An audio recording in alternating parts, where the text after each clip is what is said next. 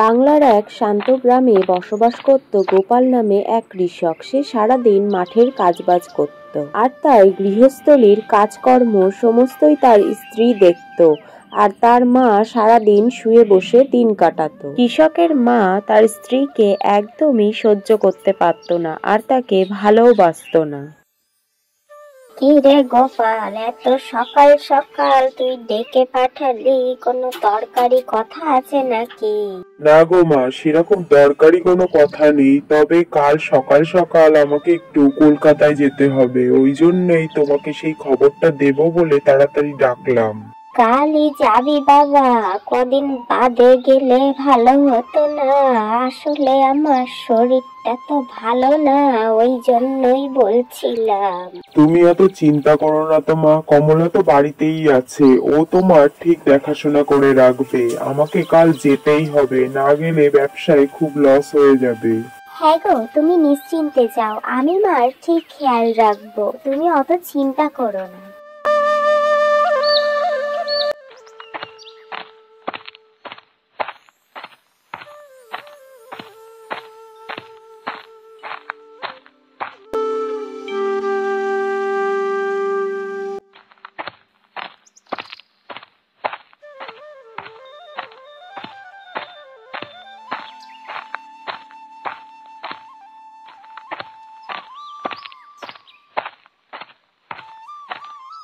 রে মদন, দেখলি আমাদের গোপাল মনে হচ্ছে নতুন বিয়ে করে বাড়ি যাচ্ছে। আমার তো সেই রকমই মনে হলো, তোদের কি মনে হচ্ছে রে?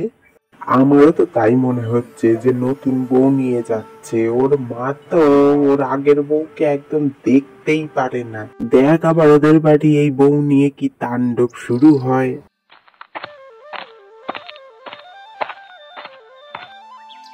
হ্যাঁ রে গোপাল, তুই কাকে নিয়ে এসেছিস বাড়িতে?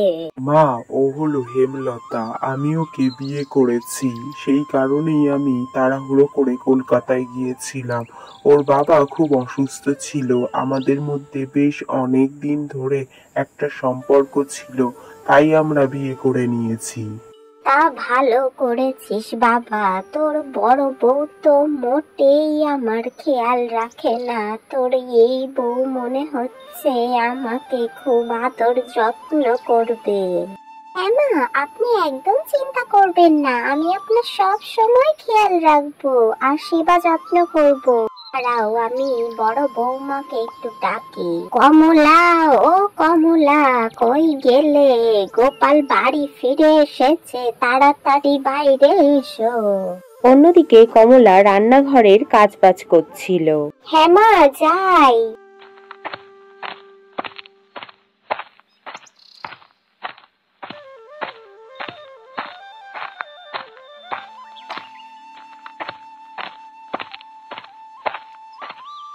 আমার গোপাল নতুন বউ নিয়ে এসেছে, তাড়াতাড়ি বরণডালা সাজিয়ে নিয়ে এসো। এসব আপনি কি বলছেন মা? আমি থাকতে আপনার ছেলে কি করে আরেকটা বিয়ে করে নিয়ে আসতে পারে বলুন তো? কেন পারবে না? তুমি তো সংসারের কোনো কাজই ঠিক মতন করো না, আমার দেখভালও করো না, আমার ছেলেরও সেইভাবে দেখাশোনা করো না, তাই জন্যই তো আমার ছেলে নতুন করে বিয়ে করে নিয়ে আসলো। হ্যাঁ গো কমলা, তুমি আর অশান্তি করো না তো, আমার আর ভালো লাগে না। কলকাতা থেকে বাড়ি এলাম, কই তুমি একটু জল মিষ্টি দেবে তা না, তুমি এসে হাজার রকম প্রশ্ন শুরু করে দিলে। হ্যাঁ, আমি ওকে বিয়ে করেছি, আজ থেকে তোমরা দুজনে একসাথে থাকবে। হ্যাঁ গো দিদি, তুমি আর রাগ করো না, আজ থেকে আমরা দুই বোনের মতন থাকবো, তুমি যা বলবে আমি তাই করে দেব। বউটা আসতে না আসতেই তুমি হিংসাম শুরু করে দিলে তো। দেখলে ও কত সুন্দর কথা বললো তোমার সাথে। যাও, ওকে নিয়ে ঘরে যাও। হ্যাঁ কমলা, যাও ওকে নিয়ে ঘরে যাও, আমি একটু মাঠ থেকে ঘুরে আসছি। চলো বোন, ঘরে চলো।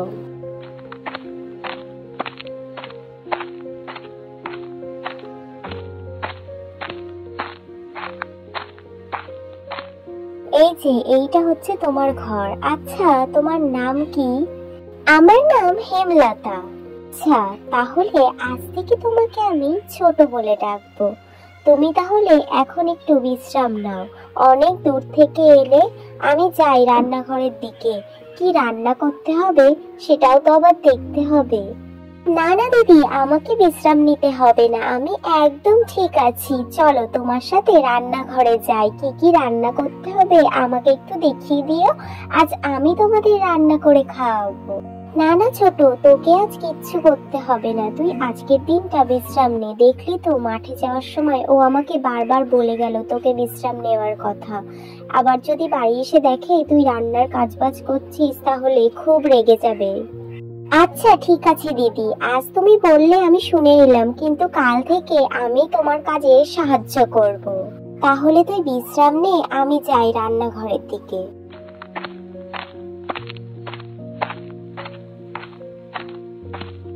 বাবা, বাচ্চা গেল, আর ভাল লাগে না এত ভালো মানুষই দেখাতে। কদিন একটু ভালো মানুষই দেখাতে হবে, না হলে এই বড় বউকে আমি এই বাড়ি থেকে তাড়াতে পারবো না।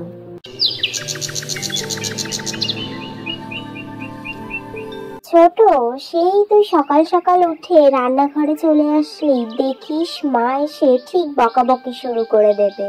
আরে ছাড়ো তো দিদি, মা কিছুই বলবে না, আমার তো ভালো লাগে কাজকর্ম করতে, তাই তো সকাল সকাল উঠে রান্নাঘরে চলে আসলাম। আজকে কি রান্না করতে হবে বলো তো? তুমি সরো, আজ আমি রান্না করব।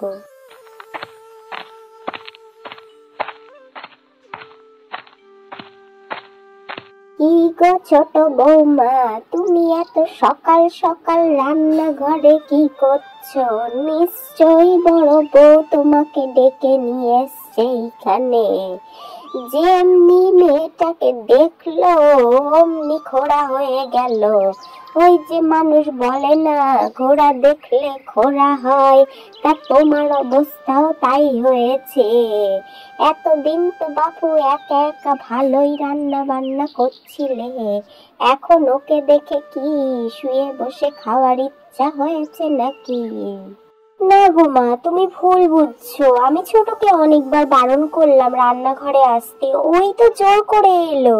হ্যাঁ মা, দিদি একদম ঠিকই বলেছে, দিদি আমাকে অনেকবার বারণ করেছিল রান্নাঘরে আসতে, আমিই তো জোর করে এলাম। আজ রান্নাটা আমি করি মা।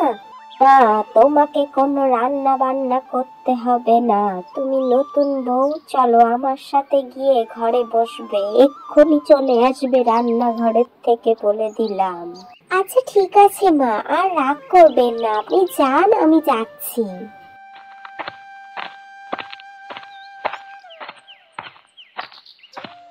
দেখলি তো ছোট, তোকে আমি আগেই বলেছিলাম রান্নাঘরে আসিস না, মা দেখলে বকাবকি করবে, সেই বকা শুনতে হলো।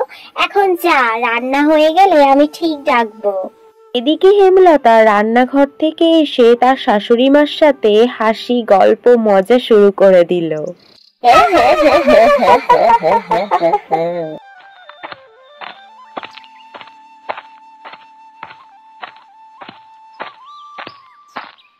এদিকে হেমলতার রান্না হয়ে গেলে তাদেরকে ডাকতে এসে দেখে তারা দুজন হাসাহাসি করছে আর গল্প করছে। এটা দেখে সে মনে মনে একটু কষ্ট পেল, কারণ তার শাশুড়ি মা কখনোই তার সাথে ভালো ব্যবহার তো দূরের কথা, হেসে কথাটুকুও বলেনি। এই দেখে সে সেখান থেকে চলে যায়। অন্যদিকে গোপালও আর কমলার সাথে সেরকম কথাবার্তা বলে না, সারাদিনই হেমলতার সাথে থাকে, গল্পগুজব করে, হাসাহাসি করে। এর জন্য সবসময়ই কমলার মন খারাপ থাকতো।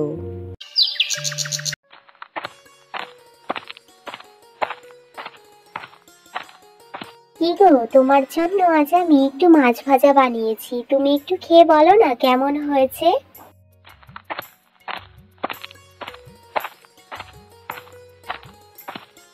কি গো, তোমার জন্য দেখো আমি কি বানিয়ে নিয়ে এসেছি। আজ একটু মাংসের রোস্ট বানিয়েছি, নতুনত্ব আইটেম, তুমি তো মনে হয় কোনোদিনই খাওনি, খেয়ে দেখো কেমন হয়েছে। বুঝলে কমলা, আজ আর মাছ ভাজা খাবো না, প্রায় দিনই তো মাছ ভাজা খাওয়া হয়, মাংসের রোস্টটা একটা নতুনত্ব জিনিস, আজ আমি মাংসের রোস্টটাই খাবো। কই হেমলতা, দাও আমার কাছে। দেখো, তোমার জন্যই তো বানিয়েছি, খেয়ে বলতে হবে কিন্তু কেমন স্বাদ হয়েছে। আমি কিন্তু সেই সকাল থেকে অনেক কষ্ট করে জিনিসটা বানিয়েছি। হ্যাঁ হ্যাঁ, দাও দেখি, আমার এখানে দাও। জিনিসটা দেখে তো খুবই লোভনীয় লাগছে। এইসব দেখে কমলা মনে মনে খুবই কষ্ট পেল আর সেখান থেকে চলে গেল।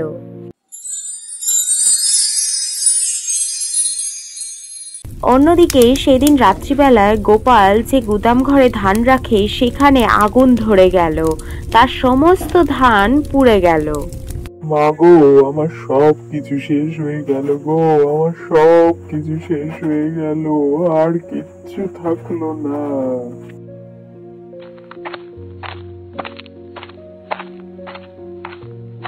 কেন রে গোপাল, কি হয়েছে? তুই এত কান্নাকাটি করছিস কেন বাবা? আর কি বলবো তোমাদের মা, আমার গুদাম ঘরে আগুন ধরে সব ধান পুড়ে গেছে, আমার সব শেষ হয়ে গেল। আমার কি মনে হয় বলো তো, এই গুদাম ঘরে আগুন লাগিয়েছে বড়দি। কারণ বড়দি কিছুদিন ধরে আমার উপর খুব হিংসা করছে, ওই জন্যই এই কাজ করেছে সে। না রে ছোট, আমি এই কাজ করিনি। তুই এত বড় কথাটা আমাকে বলতে পারলি? আমি তোকে বোনের মতন কত ভালোবাসা দিয়েছি, আর তুই আজকে আমাকে এত বড় অপবাদ দিলি। আমি এই কাজ করিনি গো, তুমি বিশ্বাস করো না ওর কথা। এই সমস্ত কান্নাকাটি করে কথা বলে আমাদের ভোলালে চলবে না। তুমি এই কাজ করিয়েছো, তুমি ছাড়া আর কে করবে এই কাজ? আমাদের তো গ্রামে কোনো শত্রুও নেই যে এই কাজ করে যাবে। তোমরাও কি বিশ্বাস করছো ছোটর কথা যে আমি এই কাজ করিয়েছি? আমি কিন্তু এই কাজ করাইনি। হ্যাঁ রে বাবা গোপাল, ছোট বৌমা একদম ঠিক কথা বলছে।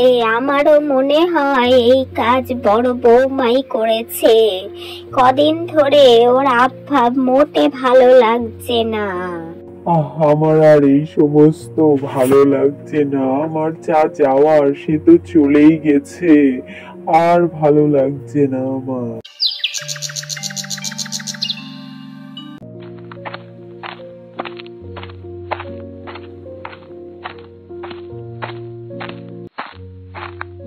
আরে গোপাল, তুই এখানে একা একা বসে কি ভাবছিস? শুনলাম তোর গুদামে নাকি আগুন ধরে গিয়েছিল।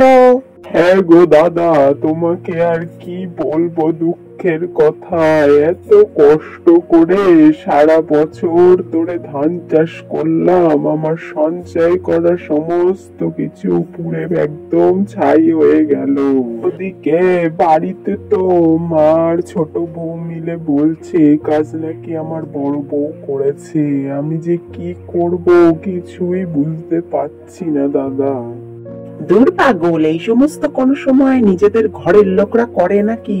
ওই তো সকালবেলা চার দোকানে শুনছিলাম কোন চোর নাকি পাশের গ্রাম থেকে এসছে, সে সমস্ত জায়গায় এই সমস্ত কাণ্ড করে বেড়াচ্ছে। আমার মনে হয় ওই চোরই তোর গুদামে আগুন দিয়েছে।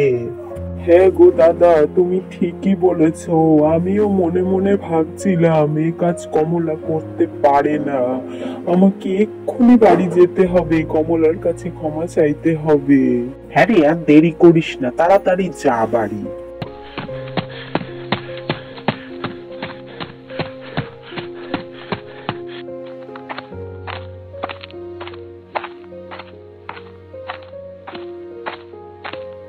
কি রে গোপাল, এত তাড়াহুড়ো করে ফিরলি যে বড়, কি হয়েছে আবার?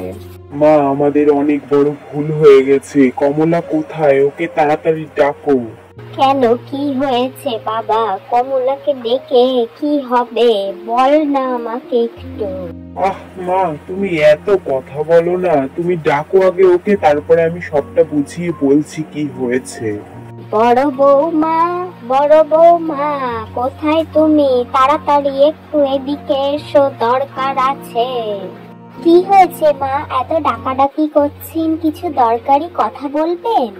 কমলা, তুমি আমাকে ক্ষমা করে দিও। বিনা কারণে তোমার উপর দোষ চাপিয়েছিলাম গুদামে আগুন দেওয়ার, কিন্তু আজ আমি জানতে পেরেছি গুদামে কে আগুন লাগিয়েছে।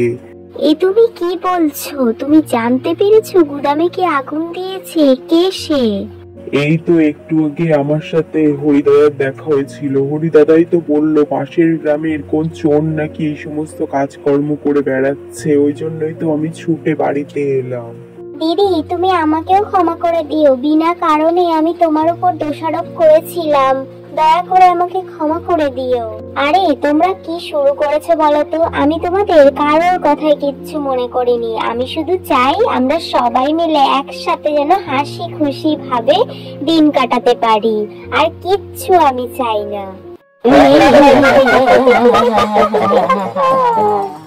এরপর থেকে তারা চারজনে হাসি খুশি ভাবে জীবনযাপন করত, আর তারা যেখানেই যেত চারজনে একসাথে যেত।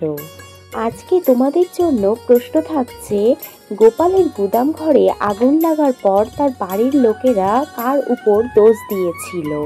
সঠিক উত্তরদাতাদের মধ্যে বেছে নেওয়া হবে নাম, আর তাদেরকে চিহ্নিত করা হবে পরের ভিডিওতে।